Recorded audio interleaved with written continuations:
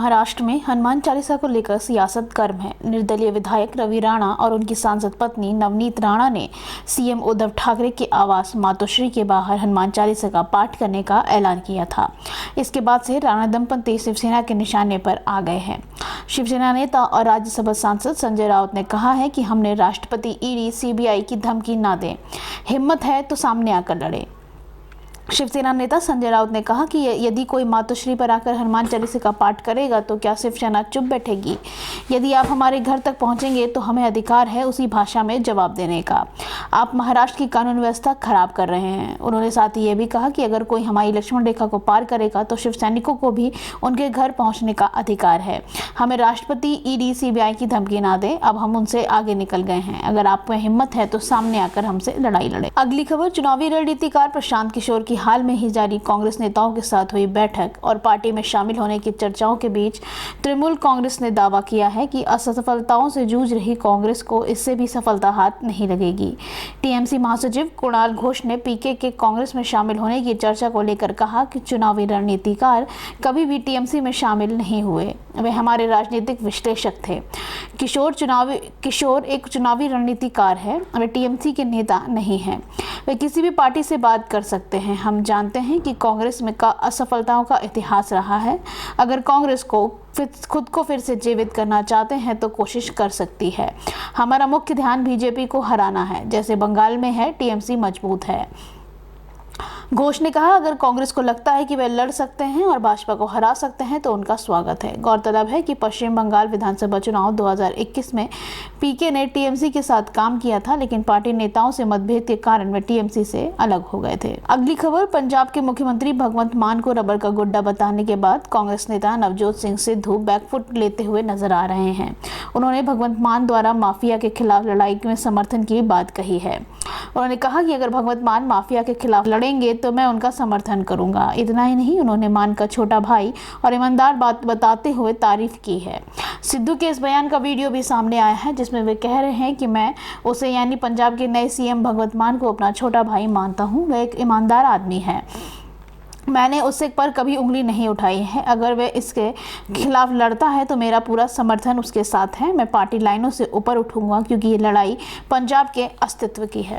अगली खबर, आईआईटी मद्रास द्वारा किए गए एक विश्लेषण के अनुसार राष्ट्रीय राजधानी दिल्ली का आर मूल्य जो कोविड-19 के प्रसार का संकेत देता है, इस सप्ताह 2.1 दर्ज किया गया है। इसका अर्थ है कि राष्ट्रीय राजधानी में कोरोना वायरस के संक्रमित प्रत्येक व्यक्ति 2 अन्य लोगों को संक्रमित कर रहा है। आर यानी कि प्रजनन मूल्य इंगित करता है कि एक संक्रमित व्यक्ति अन्य कितने व्यक्तियों को संक्रमित कर सकता है। यदि यह 1 से नीचे चला जाता है तो इसे महामारी की समाप्ति मान लिया जाता है। कम्प्यूटेशनल मॉडलिंग द्वारा प्रारंभिक विश्लेषण आईआईटी मद्रास के गणित विभाग और centre of excellence for communicational mathematics and data science द्वारा किया गया था, जिसकी अध्यक्षता प्रोफेसर नीलेश एस उपाध्याय और प्रोफेसर एस सुंदर ने की थी। मीडिया को दी गई जानकारी के अनुसार इस सप्ताह दिल्ली का आर्य मूल 2.1 है। विश्लेषण में पाया गया है कि वर्तमान में भारत का आर्य मूल 1.3 है। ये पूछे जाने पर कि क्या अनुमान लगाया जा सकता है कि यह दिल्ली में कोविड-19 की संभावित चौथी लहर की शुरुआत है। अगली खबर, राजस्थान रॉयल्स के खिलाफ नो बॉल विवाद को तूल देने के लिए मैच में बाधा डालने के लिए दिल्ली कैपिटल्स के कप्तान ऋषभ पंत पर भारतीय क्रिकेट बोर्ड यानी कि बीसीसीआई और आईपीएल आयोजकों ने जुर्माना लगाया है। पंत के अलावा दिल्ली कैपिटल्स के गेंदबाज शार्दुल ठाकुर और दिल्ली कैपिटल्स के असिस्टेंट कोच प्रवीण आमरे पर भी जुर्माना लगाया गया है, जो मैच के दौरान मैदान पर चले गए थे, इसलिए उन पर बैन लगा है। दिल्ली टीम के कप्तान ऋषभ पंत पर मैच फीस की 100% फाइन लगा है, क्योंकि उन्होंने मुंबई के वानखेड़े स्टेडियम में खेले गए राजस्थान के खिलाफ मैच में आईपीएल की आचार संहिता का उल्लंघन भी किया था। पंत ने आईपीएल का कोड ऑफ कंडक्ट के तहत आर्टिकल 2.7 के लेवल 2 को तोड़ने के आरोप को स्वीकार कर लिया है। अगली खबर, पाकिस्तान की किसी संस्थान से ग्रेजुएशन की डिग्री हासिल करने वाले भारतीय छात्रों को देश में नौकरी नहीं दी जाएगी। विश्वविद्यालय अनुदान आयोग और अखिल भारतीय तकनीकी शिक्षा परिषद ने भारतीय छात्रों को सलाह देते हुए कहा है कि वह पाकिस्तान के किसी कॉलेज या शैक्षणिक संस्थान से एडमिशन ना लें। अगर किसी ने पाकिस्तान से एजुकेशन ली तो देश में नौकरियां या अन्य शिक्षा शामिल नहीं कर पाएंगे। इस संबंध में यूजीसी और एआईसीटी की ओर से शनिवार को एक संयुक्त एडवाइजरी जारी की गई है, जिसमें कहा गया है कि स्टूडेंट्स को सलाह दी जाती है कि वे उच्च शिक्षा के लिए पाकिस्तान ना जाएं। पाकिस्तान के किसी कॉलेज या शिक्षण संस्थान से कोई भी भारतीय नागरिक या भारतीय मूल का विदेश नागरिक एडमिशन लेना चाहता है तो वे पाकिस्तानी प्रमाण पत्र के आधार पर भारत में नौकरी या उच्च शिक्षा का योग्य नहीं होगा।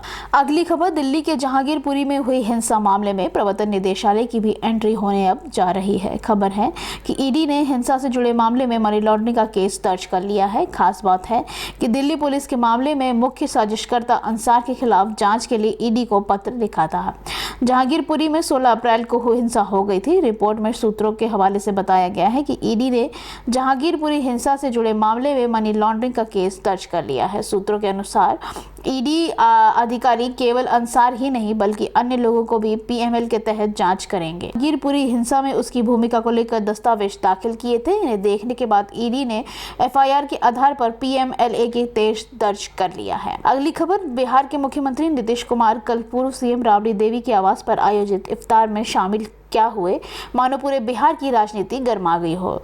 लोग तरह तरह की चर्चाएं करने लगे। इसमें कोई गठबंधन की वापसी के तौर पर देखने लगा तो किसी ने कहा कि यह भाजपा पर एक दबाव बनाने की कोशिश है। आज सुबह जहां वीर कुंवर सिंह की जयंती पर श्रद्धांजलि अर्पित करने के बाद सीएम मीडिया से बात कर रहे थे तो उन्होंने तमाम अटकलों पर विराम लगा दिया। उन्होंने इसे आधारहीन करार दिया है। नीतीश कुमार इससे एक कदम और आगे बढ़ते हुए आज पटना एयरपोर्ट पर केंद्रीय गृह मंत्री अमित शाह का स्वागत करने के लिए भी पहुंच गए थे। नीतीश कुमार को करीब से जानने और देखने वाले लोगों ने के लिए हाल में वर्षों से ये शायद पहला मौका होगा जब वे किसी केंद्रीय मंत्री का स्वागत करने के लिए खुद पहुंचे हो। हाँ, राष्ट्रपति, प्रधानमंत्री और नए राज्यपाल का स्वागत करने के लिए कई बार वे पहुंचे हैं, जो कि एक प्रोटोकॉल के तहत सामान्य बात है।